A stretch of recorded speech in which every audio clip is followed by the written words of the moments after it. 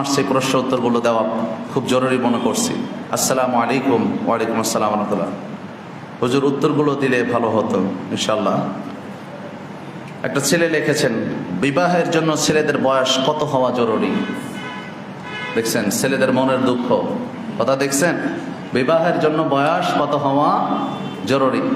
বিবাহের জন্য যখন একটা ছেলে সাবালেক হবে, হওয়ার পরেই তাকে বিবাহ দেওয়া কি জরুরি? বিবাহ দেওয়া, এই যে ফরজ বলছেন, কে বললো ফরজ? আমি আগের জমায় বলেছি না, বিবাহকে সরাসরি ফরজ করা হয়নি। কোনো ব্যক্তি অসুস্থ, যদি ফরজ হতো তো এই অসুস্থ ব্যক্তির জন্য কিয়ামতের ময়দানে ফরজ না আদায় করার কারণে কিয়ামতের ময়দানে আল্লাহর কাছে উঠতে হতো। যে ঈমান রাখতে পারতেছে না, এমন যে ব্যক্তি, যুবক যে দিয়েছে, আমি মনে করি এই জাতীয় যুবকদের জন্য বিবাহ ফরজ। এটা গার্জিয়ানরা দেখতে হবে, এটা দেখবেন। প্রশ্নটা আসছে, হতে পারে আপনি একটু চিন্তা করেন, হতে পারে আপনার ভাই, হতে পারে আপনার সন্তান থেকে এই প্রশ্নটা আসছে। এটা আপনাকে বুঝতে হবে। আপনি কি চিন্তা করতেছেন? একটা সন্তানকে বিবাহের জন্য অনেক সময় নিচ্ছেন, ধরে নেন 30 বছর না, আপনি 30 বছর পরেই তারা বিয়ে দিলেন। একটা সন্তান, বাচ্চা কাছে আসতে আরো 5 বছর সময় লেগে গেল। এই সন্তানটা 20 বছর বয়স হতে আপনার এই সন্তান 60 বছর 70 বছর কবরে যাবে, সন্তানের কামাই আর তার কপালে জুটবে না। কথা বলেন ঠিক কি ঠিক না? এই জন্য বিবাহটাকে আমরা সহজ করে দিব। আল্লাহ রাসূল বলেছেন, তোমরা বিবাহকে সহজ করে দাও। আল্লাহ সকলকে বোঝার তৌফিক দান করুক, বলে না আমি। রিজিক আমার আপনার হাতে না, রিজিক কার হাতে? 2 নাম্বার, একাধিক বিবাহের কোনো যথার্থতা আছে কি? হ্যাঁ, অবশ্যই আছে। একাধিক বিবাহর বিধান আল্লাহ যে দিয়েছেন, ও বোঝাতে চেয়েছে যে একাধিক বিবাহ যে আল্লাহ করতে বলেছেন, এটা কি জন্য করতে হবে?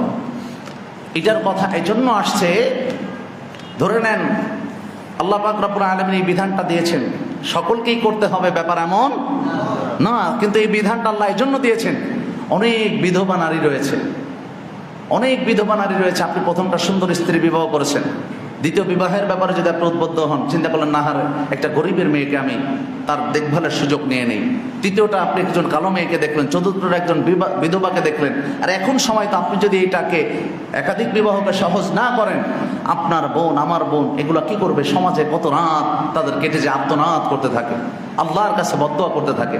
আপনাকে আল্লাহ অঢেল সম্পদ দিয়েছে, এদেরকে দেখভালের জন্য আল্লাহ পাক রব্বুল আলামিন হালাল পন্থায়, অন্যথা অন্যের ভোগের পাত্র হয়ে যাবে। আল্লাহ তাআলা একাধিক বিবাহের কথা যে বলেছেন, এটার ভিতরে যথার্থতা আছে না নাই? কথা বলেন, আছে না নাই? জন্য এইগুলাকে অসহায় নারীদের সহায় হওয়ার জন্য আল্লাহ একাধিক বিবাহের বিধান চালু করেছেন। এটার প্রতি কোনো সন্দেহ রাখা যাবে, কোনো খারাপ ধারণা আনা যাবে না। 3 নাম্বার, আম্মা জান আয়েশা রাদিয়াল্লাহু তাআলা আনহা, রাসূল এত ছোট অবস্থায় কেন বিবাহ করেছিলেন? জানি আমাদের দেশে বাল্য বিবাহ অবৈধ। প্রথমেই বলি নাউযু বিল্লাহি মিন যালিক। জোরে বলেন না, নাউযু বিল্লাহি মিন যালিক। বাল্য বিবাহ অবৈধ, এই যে কথাটা প্রচলন করে আমাদের উপর চাপিয়ে দিয়েছে, এই যে চাপিয়ে দিয়েছে, এটা সরাসরি কোরআনের সাথে সাংঘর্ষিক। নাউযু বিল্লাহি মিন যালিক। বেদিনরা পরবর্তীতে যে কি বলবে জানেন? বলবে যে তোমাদের নবী মুহাম্মদ মাত্র 6 বছর 10 বছরের সময় স্ত্রীকে ঘরে নিয়েছে, 9 বছরে আয়েশাকে বিয়ে করেছে, দেখো তোমাদের নবী কত খারাপ ছিল। নাউজুবিল্লাহ বলেন। এটা বেদিনরা ঢুকায়ছে, আর এটা আমরা গ্রহণ করেছি। এখন প্রশ্নটা হলো, এত অল্প বয়সে কেন করেছেন? আল্লাহ রাসূল কখনো কোনো বিষয় আল্লাহর হুকুমের বাহিরে করেছেন? জোরে বলবেন, করেছেন? আম্মা জান আয়েশাকেও আল্লাহ তাআলার হুকুমের বাহিরে করেন। এখন কথা হলো, এত অল্প বয়সে কেন আল্লাহ তাআলা হুকুম করলেন? আল্লাহ তাআলা কি আর আমাদের মতো এই মেধানে চলে? এইরকম মেধা, গোবর মার্কা মেধা আমাদের মিয়া। যিনি সমস্ত মেধাকে সৃষ্টি করেছেন, ওই আল্লাহ তাআলার মেধাটা কত বেশি ছিল একটু চিন্তা করেন, আপনি ভাবেন, যেটা দুনিয়ার কোনো মেধাতে কল্পনা করা সম্ভব না। সুবহানাল্লাহ বলেন না? আল্লাহ পাক রব্বুল আলামিন এটা এই জন্য করেছেন। আসেন এবার রাসূলের ঘরের ভিতরের যে সমস্ত মাসআলা এবং হাদিস, রাসূলের রাতের বেলার ঘুম কেমন ছিল, রাসূলের টয়লেটে যাওয়াটা কেমন ছিল, রাসূল সাল্লাল্লাহু আলাইহি ওয়াসাল্লামের রাতের ব্যাপারে স্ত্রীদের সাথে আচরণ কেমন ছিল, এটা রাসূলের যে বয়স্ক স্ত্রীরা তারাই হাদিস মুখস্থ রাখতে পারবে?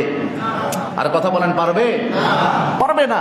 এই জন্য আল্লাহ পাক রব্বুল আলামিন আদেশ করেছেন যে সবচেয়ে কাছের সাহাবী আবু বকর, তার মেয়ে আয়েশা, আপনি তাকে বিবাহের ব্যাপারে প্রস্তাব দিয়ে, তার ব্যাপারে আবু বকর প্রস্তাব দিয়েছেন। বিবাহের ব্যাপারে সম্মতি হয়ে রাসূল সাল্লাল্লাহু আলাইহি ওয়াসাল্লাম আল্লাহর পক্ষ থেকে আদেশ আসলো, রাসূল বিবাহ করেছেন যে এই আম্মা হযরত আয়েশা রাদিয়াল্লাহু তাআলা আনহা ইনি যে পরিমাণ হাদিস বর্ণনা করেছেন অন্য কোন আম্মা জানে তো হাদিস বর্ণনা করেন নাই। সুবহানাল্লাহ বলেন। অনেক সাহাবীরা তো হাদিস বর্ণনা করতে পারেন নাই। যেরকম সুবহানাল্লাহ।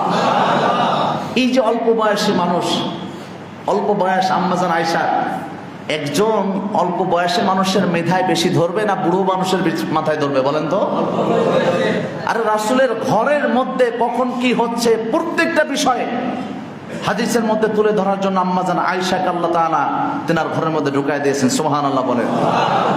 উম্মতরা এই দরদ নিয়ে কিভাবে আম্মাজান আয়েশা সমস্ত উম্মতের দরদ নিয়ে উম্মতের জন্য সবকিছু বের করছে। রাসূলের ওয়াশরুমে যাওয়া কেমন ছিল, রাসূলের রাতের বেলার ঘুম কেমন ছিল, এটাকে একজন সাহাবী এটা দেখতে পারবে? সেই সম্ভব? এটা সম্ভব? একজন বৃদ্ধ বয়স্ক একজন মানুষকে দিয়ে দিলেন, তাহলে প্রথম কেন খাদিজাতুল কুবরাকে আল্লাহ দিলেন? কারণ তখন রাসূল সাল্লাল্লাহু আলাইহি ওয়াসাল্লাম বড় নিঃস্ব ছিলেন, এতিম ছিলেন, তিনাকে দেখার জন্য একজন গার্জিয়ান প্রয়োজন ছিল। সুবহানাল্লাহ বলেন। এই জন্য প্রথম সময় একজন বয়স্ক স্ত্রী দিয়েছেন, আর শেষ মুহূর্তে উম্মতের জন্য এই দিনটা আমানত হিসাবে রাসূলকে রাখতে হবে। এই জন্য রাসূল সাল্লাল্লাহু আলাইহি ওয়াসাল্লাম এই হাদিসগুলো আমাদের কাছে বর্ণনা করতে হবে। এই জন্য অল্প বয়সে এবং মেধা ভালো দেখে আল্লাহ তাআলা দিয়েছেন। সুবহানাল্লাহ বলেন। ভিতরে আর কোনো চিন্তা তো আসবে না তো? আর আজ থেকে আর কোনো চিন্তা আসবে না তো? শয়তান আর ওয়াসওয়াসা দিবে না তো যে রাসূল কেন এটা করলেন? এই চিন্তা আপনি করবেনই না। এটা শয়তানের ওয়াসওয়াসা, এটা আপনার ভিতরে শয়তান ঢুকায় দিয়েছে। আল্লাহ আমাদের সকলকে বোঝার তৌফিক দান করুক, আমিন। তো নির্দিষ্ট সময় যখন সাবালিক হয়ে যায়, সাবালিকা হয়ে যায়, এরপরে ছেলে মেয়েদেরকে কি করা যায়? বিবাহ। যার বয়সের ক্ষেত্রে কোনো নির্দিষ্ট নাই, একদম ছোট অবস্থায়ও বিয়ে দিয়ে রাখতে পারেন, কোনো বিষয় এটা না। যে কোনো বয়সে বিবাহ দেওয়া যেতে পারে, তবে সংসার কখন করাবেন মূল সময়টা হলো সাবালিকা হওয়ার পর থেকে। আল্লাহ বোঝার তৌফিক দান করুক, আমিন। যে আলোচনাগুলো করলাম আল্লাহ আমাদের সকলকে আমি সহ আমল করার তৌফিক দান করো।